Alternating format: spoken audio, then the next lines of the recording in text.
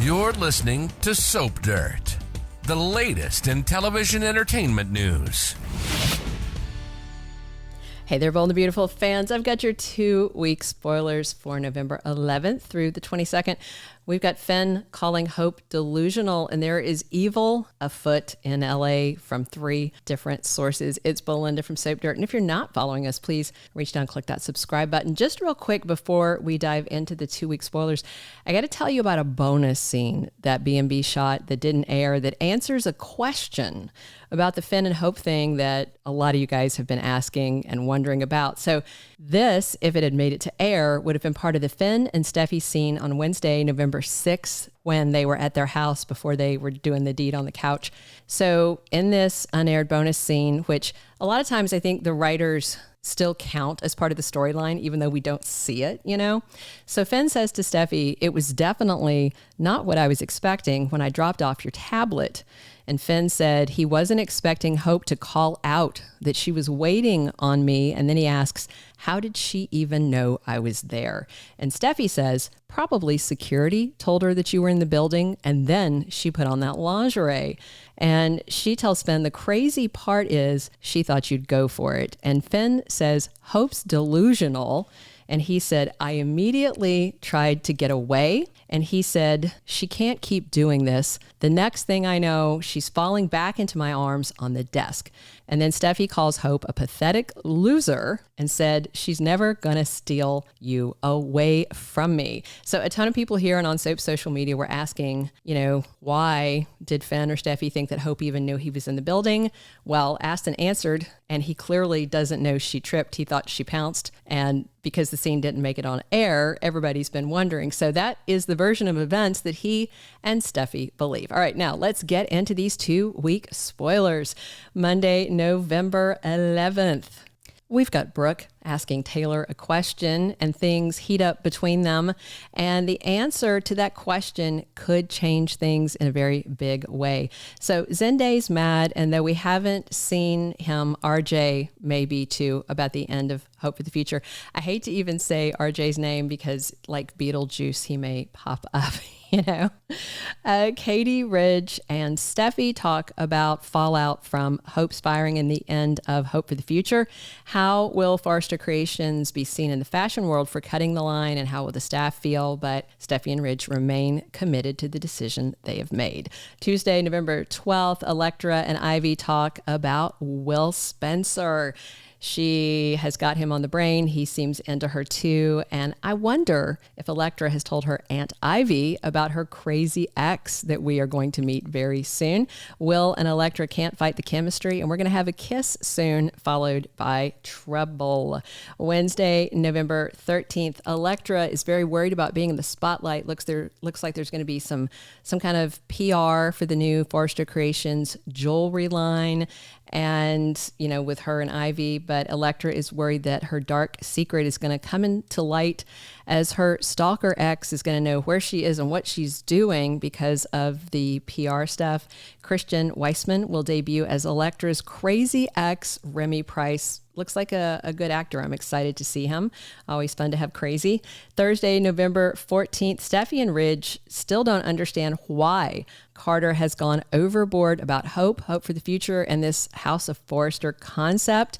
And Steffy and Ridge agree that it is indeed the end of an era with Hope for the Future done, but it may be a lot more than that soon. Deacon and Finn are bickering over the role that he played in Hope's firing. And of course, this is going to put Sheila in a very tough spot. Just as Ridge and Brooke are divided on Hope versus Steffy, Deacon and Sheila may be divided on Finn versus Hope. We're going to end this week on Friday, November 15th with Carter's plan to get revenge on the Forresters. And it's all about this LLC that Ridge brought up the other day. That wasn't for nothing that came up. And it looks like Ridge may have placed too much trust and faith in Carter and may have given him some sort of legal power, some power of attorney, something that the COO is going to abuse. and Bill gets another bizarre letter from Luna. And the lunatic double murderer has a new angle she is working. I really don't care much about Poppy around. I especially don't really want her near Bill, but I'm all about seeing what Luna does. All right, then we're going into November 18th through the 22nd. Ridge, Eric, and Steffy, the majority owners, are soon going to find out that Carter abused the trust they placed in him as COO. Now, Hope Logan, who prides herself on being ethical and all that, realistically, she should be the one to tap the brakes when she hears what Carter is planning, that he's planning to grab something that does not belong to him, but doesn't sound like she's going to do it. Now, I know that Hope is convinced that she and Brooke and the Logans have a stake in Forrester Creations because of their contributions, but the fact is they don't own it. And just real quick, I've gotten a lot of questions about didn't or doesn't she still own part of Forrester Creations? So just to clear that up, at one point, there was a legal technicality to do with the patent for her belief formula. And at one point, she was able to get hold of 51% of the company. But then it came out that OG Stephanie Forrester turned out to be the sole owner of the whole company because it was her dad that funded the company from its inception, and he had set up a trust to make sure it stayed in her control and didn't wind up in like an Eric or somebody else's control. So as of now, after several other things have happened, I'm going to cut to the chase. Eric and Steffi together own 75%, Ridge 20%, and Thomas 5%. The Logans, 0. Carter wants to shake it up. Now, also, Luna is working hard to get out of prisons, and her letters are certainly going to be what brings Bill to the yard, not her milkshake. And Luna may wind up giving Sheila a run for her money in the end with this evil that she is doing. And speaking of evil, Electra's ex is up to no good. We are going to have also just 3 sweeps episodes left after this second week of drama. And I'm also very curious to see when Deacon and Finn have this talk, with this bonus scene I just told you guys about. We now understand exactly what's Finn's perception of what happened. And now Steffi has filled in that one missing gap for him with her presumption that Charlie, who I think is the only security around, told Hope that he's in the building. This is their presumption.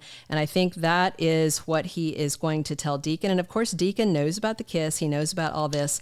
But obviously, Deacon's probably heard about the firing at this point from Deacon, from Hope, from Brooke, maybe from both. So we're going to have a lot of tension. And I'm very interested to see the ongoing conversations between Sheila and Deacon. They adore each other, but this is going to be a big impasse because she loves her baby boy Finn and he loves his baby girl Hope.